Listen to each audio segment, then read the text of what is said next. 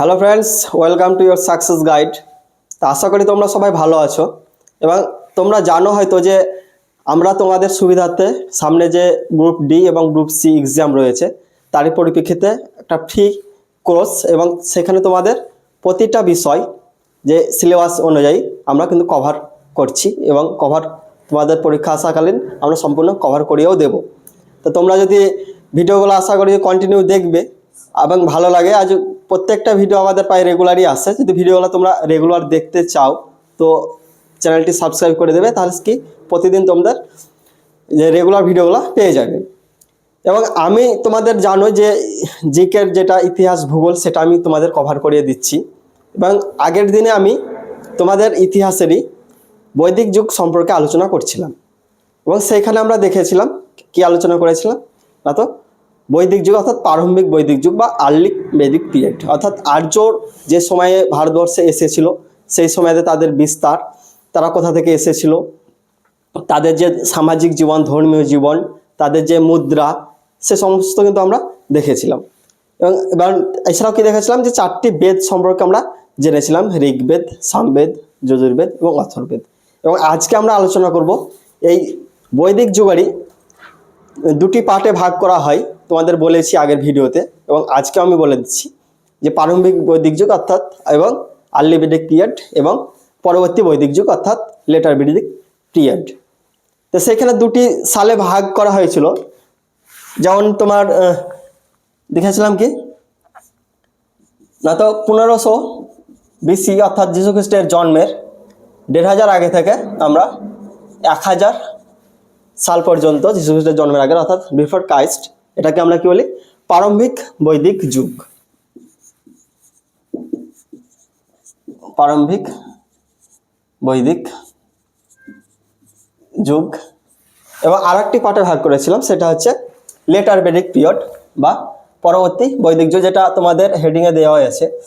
সেটা কি হচ্ছে না তো এই 1000, এই যে 1000 BC থেকে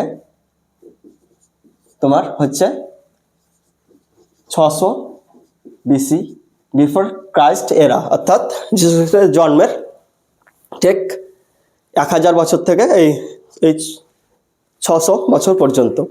এবং এই বৈদিক পিরিয়ডে আমরা যে 4টি বেদ সম্পর্কে আলোচনা করেছিলাম, তোমরা হয়তো আগের ক্লাসটা দেখেছো, সেই 4টি বেদের নাম বললাম এইমাত্র। সেটা কি হচ্ছে 4টি বেদ কি কি ছিল একবার দেখে নেই। ছিল ঋগ্বেদ, যজুর্বেদ এবং সামবেদ এবং অথর্ববেদ।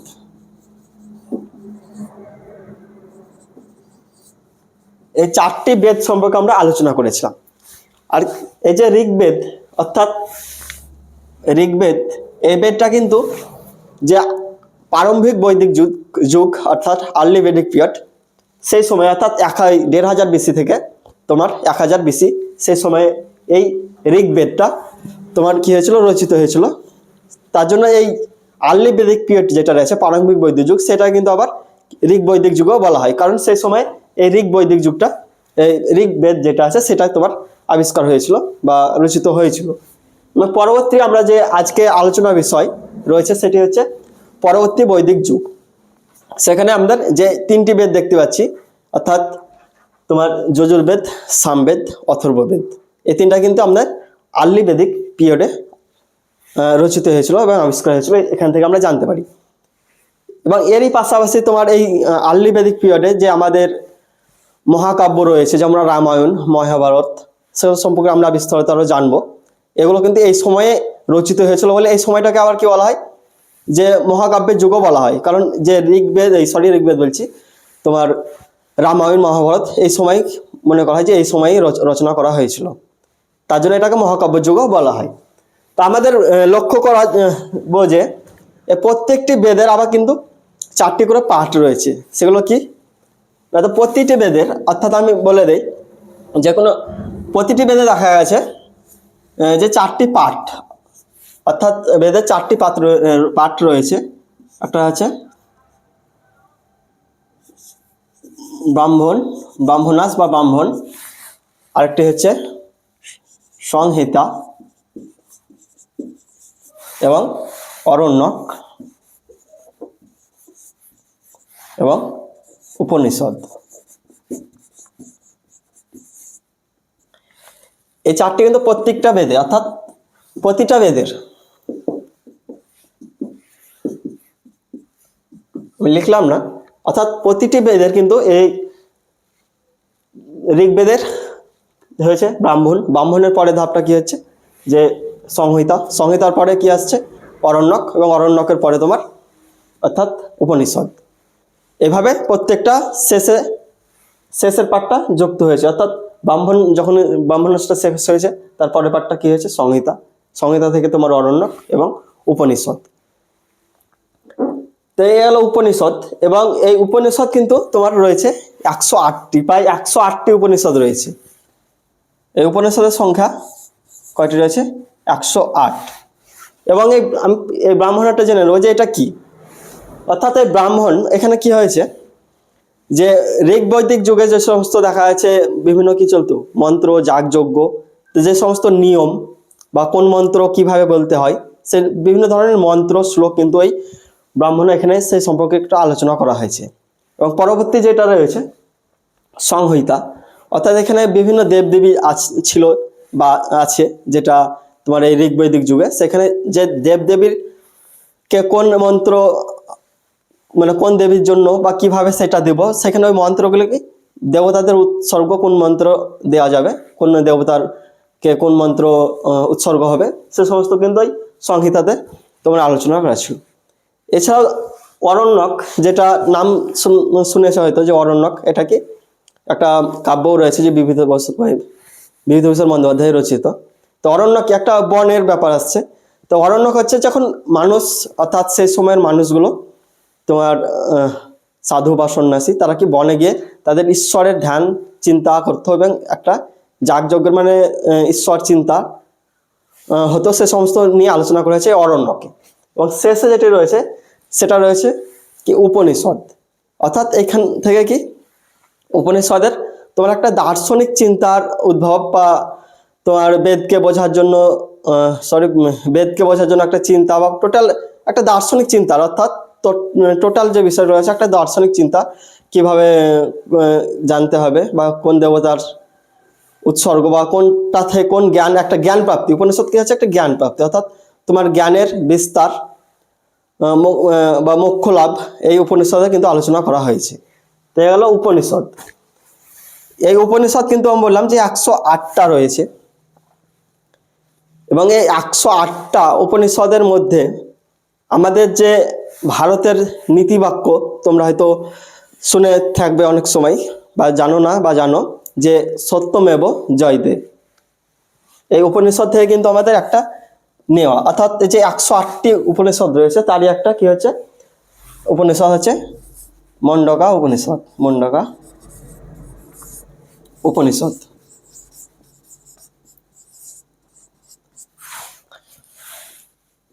এবং এখান থেকে কিন্তু এই যে সত্যমেব জয়তে, সত্যমেব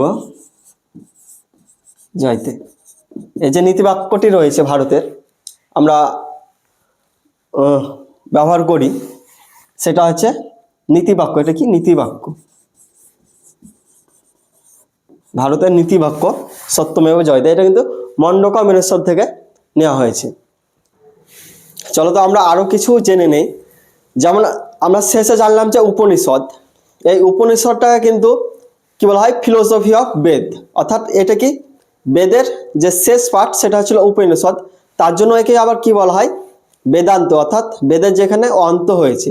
এই দুটো পয়েন্ট তোমরা নোট করে নেবে যে ফিলোসফি অফ বেদ অর্থাৎ কি, তাতে উপনিষদ, এবং তোমার বেদান্ত কাকে বলা হচ্ছে উপনিষদকেই বলা হচ্ছে।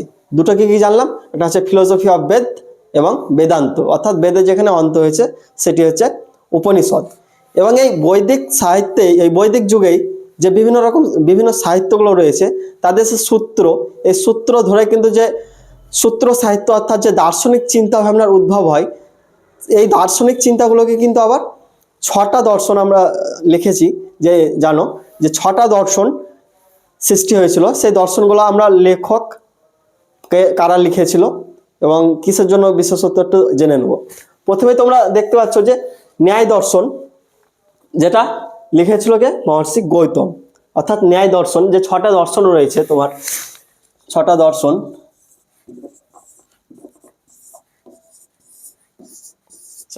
অর্থাৎ ন্যায় দর্শন যেটা, সেটা তোমার লিখেছিলেন মহর্ষি গৌতম। এবং পরবর্তী যে দর্শনটি রয়েছে সেটা হচ্ছে বৈশেষিক দর্শন, এবং এটি লিখেছিলেন মহর্ষি কনদ। এবং 3 নম্বর যে দর্শনটি সেটি হচ্ছে সাংখ্য দর্শন, যেটি লিখেছিলেন কে? মহর্ষি কপিল। অর্থাৎ কিন্তু এই সাংখ্য দর্শন যেটা রয়েছে, এটা তোমার খেয়াল রাখবে যে ওল্ডেস্ট অর্থাৎ পুরাতন দর্শন যদি বলে, প্রাচীন দর্শন অর্থাৎ প্রথম যে পুরানো, সেটা হচ্ছে সাংখ্য দর্শন, অর্থাৎ ওল্ডেস্ট ফিলোসফি। অর্থাৎ প্রাচীন দর্শন বা পুরাতন যে দর্শন হচ্ছে সাংখ্য দর্শন।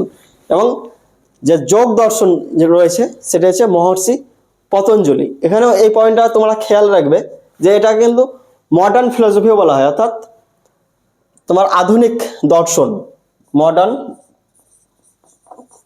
ফিলোসফি, মডার্ন ফিলোসফি বা আধুনিক দর্শন। এবং পূর্ব মীমাংসা আর একটি দর্শন, সেটি হচ্ছে লিখেছিলেন তোমার যামিনী। এবং ষষ্ঠ যে দর্শনটি রয়েছে উত্তর মীমাংসা, অর্থাৎ মহর্ষি ব্যাস। অর্থাৎ আমরা দেখলাম যে যে বৈদিক সাহিত্য তাদের সূত্রের উপর ভিত্তি করে যে দার্শনিক চিন্তা ভাবনাগুলি উদ্ভব হয়েছিল, তাদের মধ্যে 6টি দর্শন রয়েছে। এবং কি কি উদাহরণ হয়েছিল? একটা আছে তোমার বেদাঙ্গ এবং দর্শন, অর্থাৎ স্বরদর্শন। স্বরদর্শন নিয়ে আলোচনা করলাম।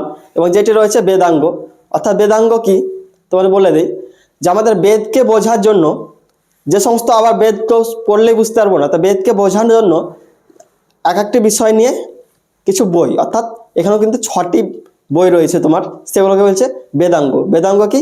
বেদকে বোঝার জন্য যে বই, সেটা হচ্ছে বেদাঙ্গ। সে 6টি বইয়ের নাম একটু আমি লিখে দেবো এবং তোমরা জানবে যে এখানে কোন, অর্থাৎ যেমন শিক্ষা, ব্যাকরণ রয়েছে, বিভিন্ন জিনিস রয়েছে, সেগুলো আমি আলোচনা করছি, তো এটা তোমরা নোট করে নাও। তো আমরা দেখলাম যে উপনিষদের বা বেদের উপর ভিত্তি করে যে সাহিত্য সূত্র উদ্ভব হয়েছিল, তারই ভিত্তিতে আমরা কি দুটো ভাগ দেখলাম, যে একটা হচ্ছে বেদাঙ্গ এবং স্বরদর্শন, যেখানে আমরা এর আগে স্বরদর্শন সম্পর্কে তোমার আলোচনা করলাম এবং তাদের লেখক সম্পর্কে দিলাম। এবং পরবর্তী যেটা রয়েছে সেটা বেদাঙ্গ। এবং এই বেদাঙ্গ কিন্তু যে 6টি, অর্থাৎ বেদাঙ্গটা কি? বেদাঙ্গ তোমাদের হচ্ছে যে বেদগুলো রয়েছে সেগুলো যে বোঝার জন্য বই, অর্থাৎ বেদকে শুদ্ধভাবে বা বেদের মিনিং জানার জন্য যে সমস্ত বই রয়েছে সেগুলো হচ্ছে বেদাঙ্গ, বেদকে বোঝার জন্য এক একটি এগুলো বই। এবং এক একটি বইয়ের এক এক রকম বিশ্বস্ত রয়েছে। যেমন শিক্ষা হচ্ছে, এই বইটা পড়ে কি জানতে পারা যায় যে বেদ সম্পর্কে বিশুদ্ধ উচ্চারণ, অর্থাৎ বেদটা কিভাবে উচ্চারণ হবে, তার উচ্চারণ সঠিক জিনিসটা, মানে সঠিকভাবে উচ্চারণ করার যে শিক্ষা, সেটা হচ্ছে একটা শিক্ষা। পরবর্তী হচ্ছে ব্যাকরণ। ব্যাকরণ তোমরা জানো যে যে কোনো ভাষা বা বই, ইংরেজি, বাংলা যাই পড়ে, তাকে শুদ্ধ হয়ে জানার জন্য, অর্থাৎ সেটাকে যাতে নির্ভুল হয় তার উচ্চারণটা, তার জন্য আমরা ব্যাকরণ ইউজ করি। সেরকম এই যে ব্যাকরণ, সেটাকে ভাষা ব্যবহারের নিয়ম, এখানে ব্যাকরণটা ভাষা ব্যবহারের নিয়ম। এবং জ্যোতিষ, অর্থাৎ যে সমস্ত জ্যোতিষ জ্ঞান, অর্থাৎ গ্রহ, নক্ষত্র, আমাদের ব্রহ্মাণ্ড সম্পর্কে যে সমস্ত রয়েছে সে সম্পর্কে একটা ধারণা, তার জন্য জানতে হবে এই জ্যোতিষ, অর্থাৎ গ্রহ নক্ষত্র সম্বন্ধে একটি ধারণা।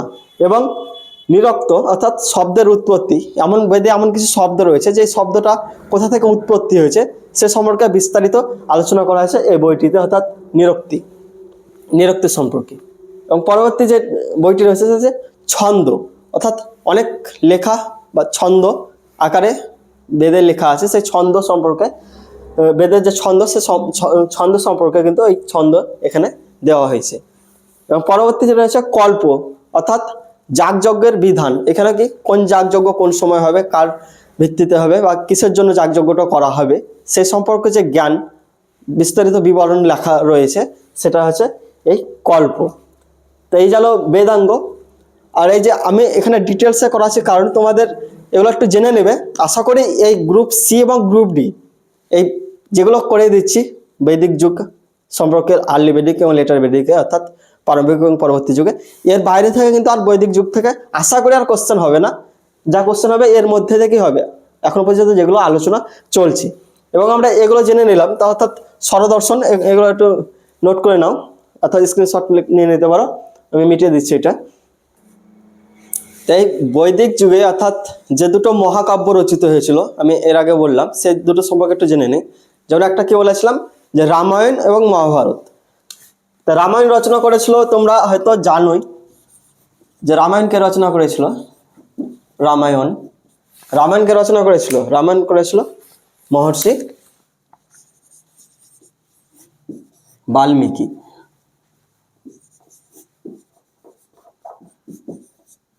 রামায়ণ যে রচনা করেছিলেন মহর্ষি বাল্মীকি।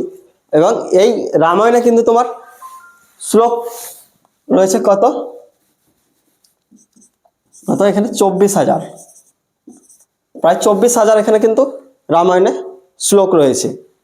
রামায়ণ তোমরা অনেকে পড়েছো হয়তো জানো। তা এটা কোশ্চেন তোমার দিতে পারে যে খুব সহজ যদি কোশ্চেন হয় তখন ডাইরেক্ট দিয়ে দিতে পারে যে রামায়ণকে রচনা করেছিল সেটা হচ্ছে মহর্ষি বাল্মীকি। এবং এখানে শ্লোক সংখ্যা তো একটু মনে রাখবে, এখনকার যার কোশ্চেনের ধরন এখানে শ্লোক সংখ্যাও দিতে পারে।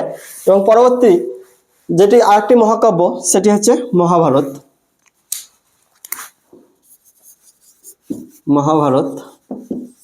এটি রচনা করেছিল তোমার হচ্ছে মহর্ষি বেদব্যাস।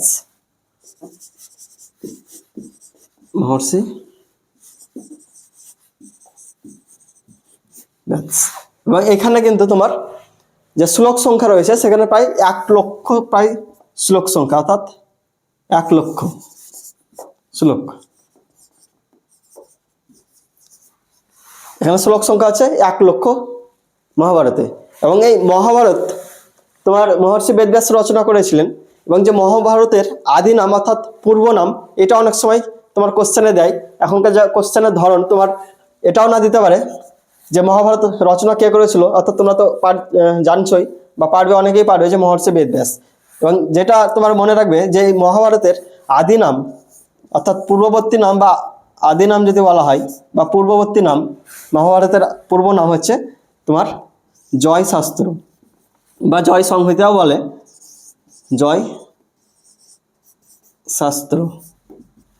এটা কিন্তু মনে রাখবে যে মহাভারতের আদি নাম জয় শাস্ত্র। তাই এবং এই সময় কি আরো তোমার যে আমাদের পুরাণ রয়েছে, মোট 18টি পুরাণ রয়েছে। এগুলো অত আসছে না, তো তোমরা এটা জেনে নাও যে 18টি পুরাণ রয়েছে। এবং তাদের মধ্যে হচ্ছে যদি সবচেয়ে পুরনো পুরাণ বলে সেটা কিন্তু হবে মৎস্য পুরাণ। নোট করে নেবে যে 18টি পুরাণ লিখে দেই তোমার। পুরাণ রয়েছে 18টি।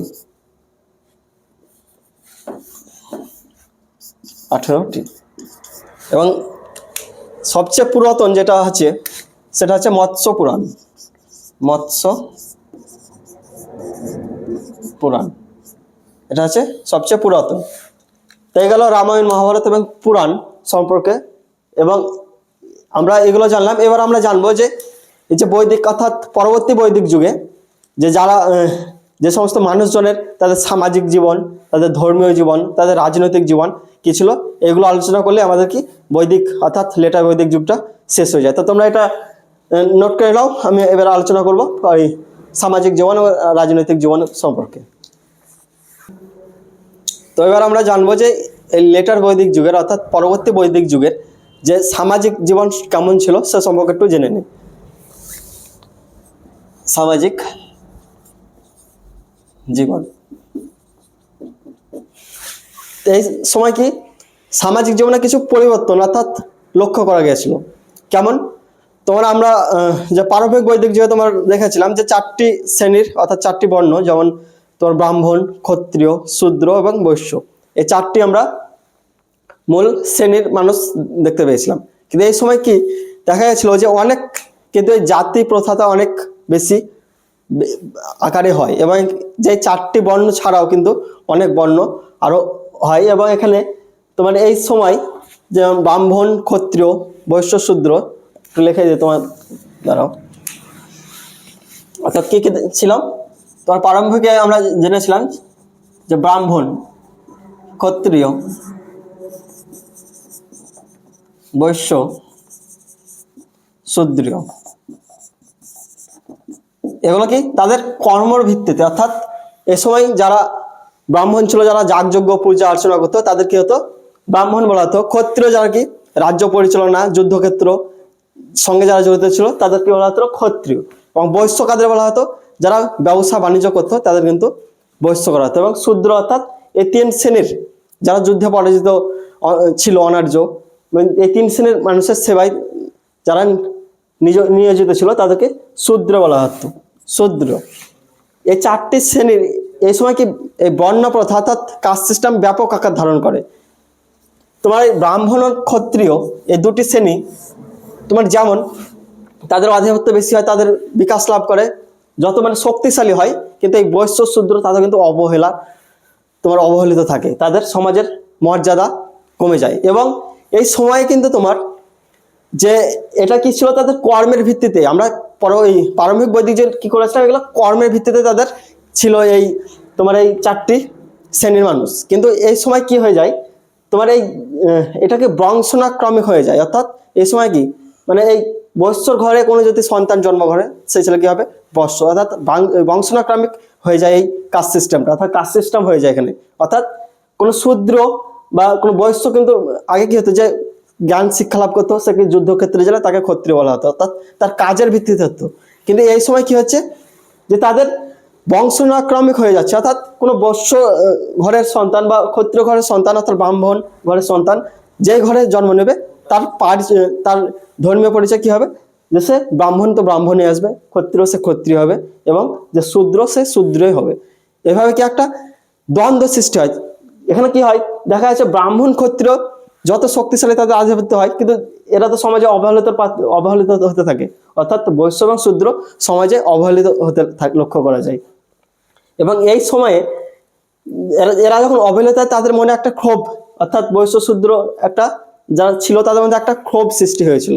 এবং ক্ষোভ তাদের কারণ বিভিন্ন যাগযজ্ঞ যখন হতো, ব্রাহ্মণরা বলা হতো যে ঈশ্বরের কানেক্ট করে, অর্থাৎ ঈশ্বরের কোনো রাজার তোর বিভিন্ন যেমন রাজসূয় যুদ্ধ হয়েছিল, অশ্বমেধ যজ্ঞ বা বিভিন্ন যজ্ঞ যখন হতো, কি হতো যে ব্রাহ্মণরা ঈশ্বরের সঙ্গে তাদের কানেক্ট লিঙ্ক করতো, অর্থাৎ ঈশ্বরের আরাধনা করে তার শক্তি বাড়াতো, এরকম করতো।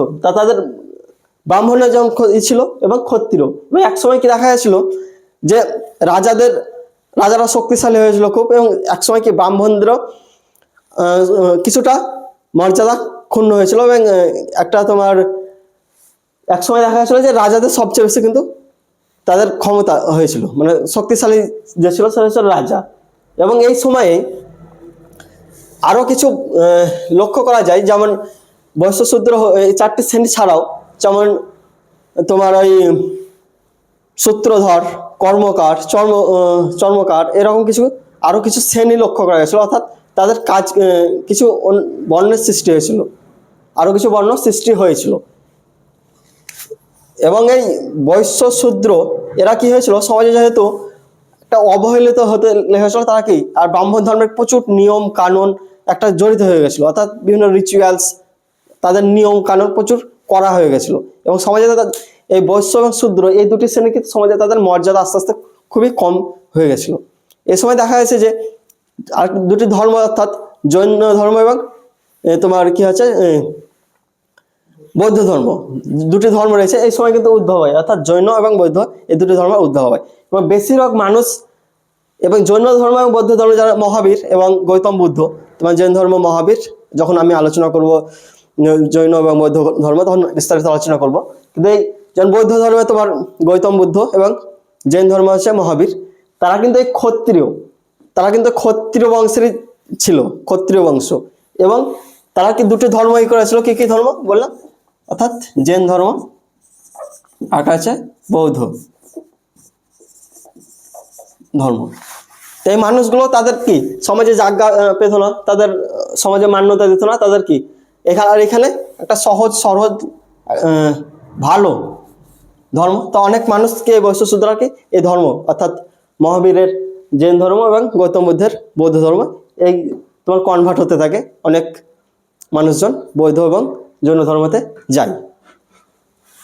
এই 4টি শ্রেণীর প্রথা ছাড়াও তোমার এই সময়ে কিন্তু নারীদের যে অবস্থান, আমরা তোমার প্রারম্ভিক বৈদিক যুগে যেমন দেখেছিলাম নারীরা বেশ ভালো মর্যাদা, এই সময় দেখা যাচ্ছে নারীদের কিন্তু মর্যাদা অনেক সময় অনেক কম হয়ে গেছে। মানে নারীকে তাদের শিক্ষা গ্রহণ করতো, কিন্তু নারীদের দেখা গেছে যে একটা যে স্বাধীন জীবন যাপন অতটা ছিল না, অর্থাৎ যুদ্ধের ক্ষেত্রে বা তোমার কোনো রাজা কোনো একটা সভা সমিতির গুরুত্ব এই সময় কমে এসে সভা সমিতির কিন্তু কোনো গুরুত্ব ছিল না, কিন্তু তাদের শিক্ষার অধিকার ছিল। এই সময় কিন্তু তোমার উল্লেখযোগ্য যেমন দুজন নারী গার্গী এবং মৈত্রী এই সময়ের কিন্তু উল্লেখযোগ্য নারী, তারা কিন্তু শিক্ষার চরম পর্যায়ে পৌঁছেছিল।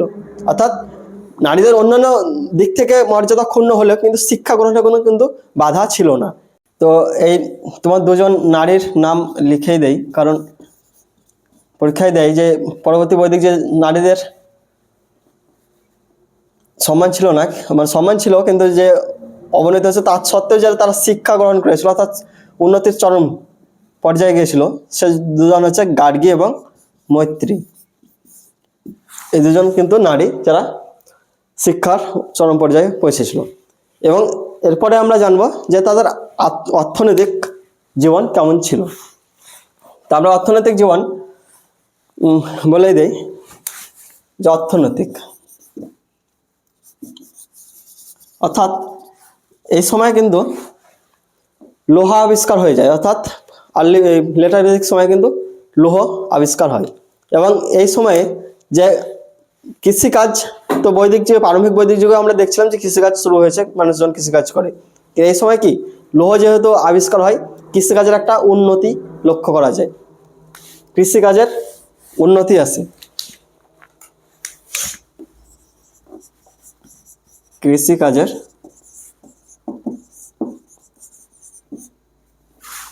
উন্নতি আসে এবং কৃষিকে কেন্দ্র করে বিভিন্ন ছোট ছোট ব্যবসা বাণিজ্য শুরু হয় কৃষি পণ্যকে নিয়েই।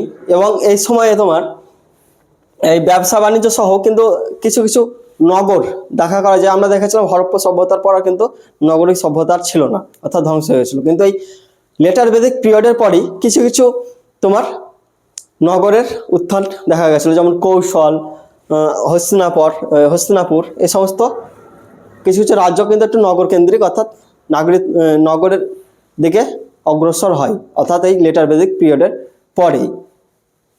এই গেল তোমার অর্থনৈতিক। এবং এই সময়ে তোমার আমরা প্রারম্ভিক বৈদিক যুগের দুটি মুদ্রার নাম জেনে আলোচনা করেছিলাম, কি কি? একটা হচ্ছে নিস্ক ও মনা। এবং এখানে এই লেটার বেদিক পিরিয়ডের, এটা মনে রাখবে যে লেটার বেদিক পিরিয়ড অর্থাৎ পরবর্তী বৈদিক যুগের আরো দুটি মুদ্রা, সেটা হচ্ছে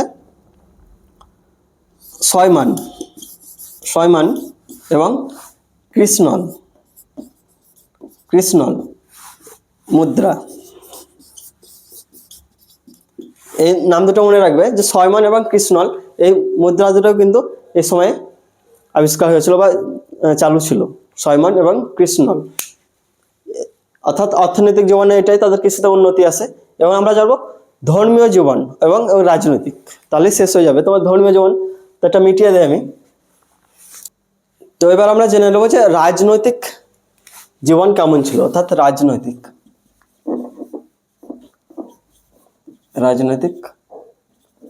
ছিল। আমরা প্রারম্ভিক বৈদিক যুগে কি দেখেছিলাম যে সভা সমিতি ছিল, ওখানে আলোচনা বা বিচার ব্যবস্থা ছিল। কিন্তু এই সময় কি সভা সমিতির গুরুত্ব কিন্তু এই পরবর্তী বৈদিক যুগে কমে আসে। এবং তোমার এই সময় দেখা যাচ্ছে যে যাগযজ্ঞ চলছে, যেমন রাজসূয় একটা যজ্ঞ, যজ্ঞ। এটা কি হতো? তো রাজাদের যে প্রতিপত্ত এবং ক্ষমতা বৃদ্ধির জন্য ব্রাহ্মণ দিয়ে তোমার এই রাজাদের নামে যজ্ঞ করা হতো, অর্থাৎ রাজসূয় যজ্ঞ হতো রাজাদের প্রতিপত্ত এবং ক্ষমতা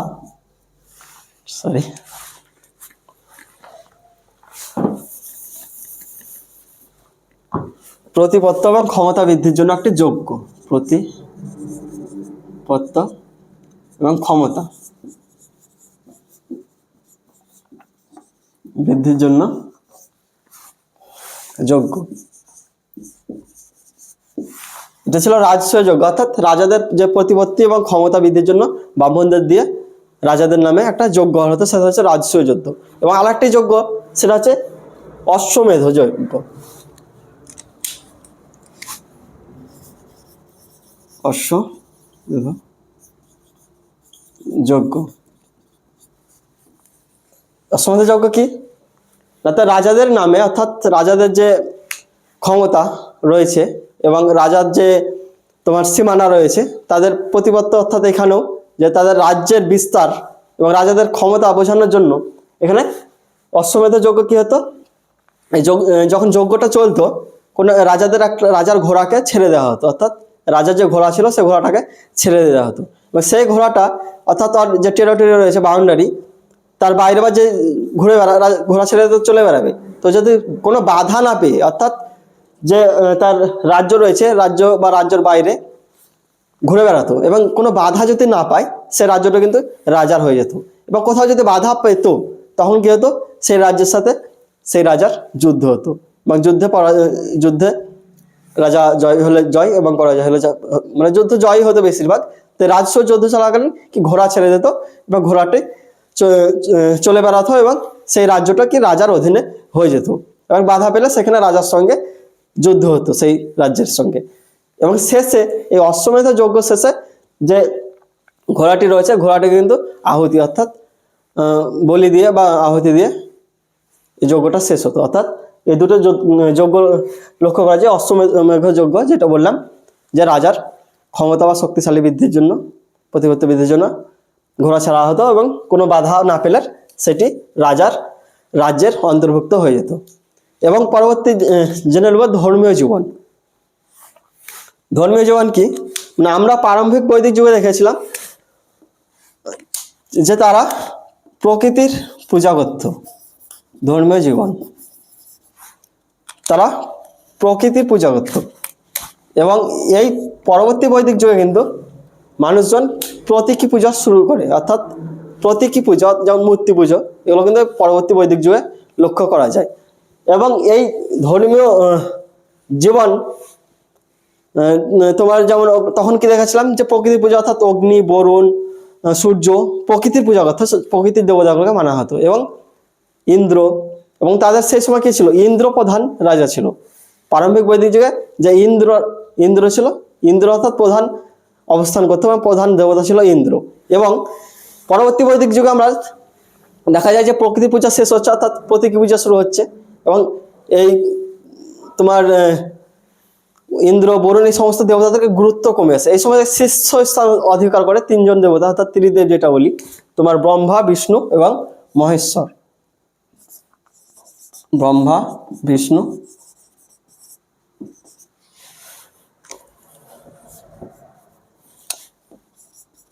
বিষ্ণু এবং মহেশ্বর। অর্থাৎ ব্রহ্মা যিনি সৃষ্টিকর্তা, বিষ্ণু যিনি সৃষ্টির পালন করেন এবং মহেশ্বর যিনি ধ্বংস করেন। তাহলে ব্রহ্মা, বিষ্ণু, মহেশ্বর এই তিনটি দেবতার কিন্তু গুরুত্ব বেশি বাড়ে। এবং এই সময় শ্রীকৃষ্ণ দেবতাদের মধ্যে প্রধান দেবতা ছিল। প্রধান দেবতা হচ্ছে, আগে আমরা যেমন প্রারম্ভিক বৈদিক যুগে দেখলাম যে প্রধান দেবতা ছিল কিন্তু দেবরাজ ইন্দ্র, কিন্তু এই সময় কি শ্রীকৃষ্ণ প্রধান দেবতা ছিল শ্রীকৃষ্ণ। এই গেল তাদের ধর্মীয় জীবন। তো আজকের মতো এই পর্যন্ত। আমি পরবর্তী বৈদিক যুগ আজকে শেষ হচ্ছে এবং পরবর্তী তোমাদের যে ষোড়শ মহাজন পদ রয়েছে এবং মিডিভ্যাল এবং মডার্ন হিস্ট্রি তোমাদের আস্তে আস্তে নিয়ে আসবো। যেহেতু আমি এই প্রস্তর যুগ এবং প্রারম্ভিক বৈদিক যুগ এই কারণে প্রথমে করলাম, কারণ তোমাদের যে পরীক্ষা সেখানে কিন্তু এই গ্রুপ সিডিতে এখান থেকে তোমার কোশ্চেন আসার সম্ভাবনাটা বেশি, তাদের সিলেবাসে এখান থেকে কোশ্চেন আসার সম্ভাবনা বেশি, তার জন্য এটা আগে করে দিলাম। এবার আস্তে আস্তে আমরা মিডিয়াভ্যাল হিস্ট্রি, অর্থাৎ মধ্যযুগীয় যে ইতিহাস রয়েছে, আধুনিক ইতিহাস আমরা নিয়ে আসবো। আজকের পর্যন্ত এই তো পরবর্তী দিনে আমরা ক্লাস নিয়ে আসবো। এবং যদি ভিডিওগুলি অবশ্যই ভালো রাখে তো দেখবে তোমরা, এবং আমাদের এই চ্যানেলে কিন্তু কন্টিনিউ ভিডিও তোমাদের সিলেবাস কভার করা হবে। তাই চ্যানেলটিকে তোমরা সাবস্ক্রাইব করে রাখতে পারো যদি তোমাদের সুবিধা হয়, কারণ আমরা তোমাদের গ্রুপ সিডিকে টার্গেট করেই আমাদের এই ব্যাচটা নিয়ে এসেছি, এবং তোমাদের প্রত্যেকটা টপিক কিন্তু আমরা ফ্রিতে একদম করে দেবো। তো ধন্যবাদ, আজকে এখানেই রাখছি, পরবর্তী দিনে আবার দেখা হচ্ছে।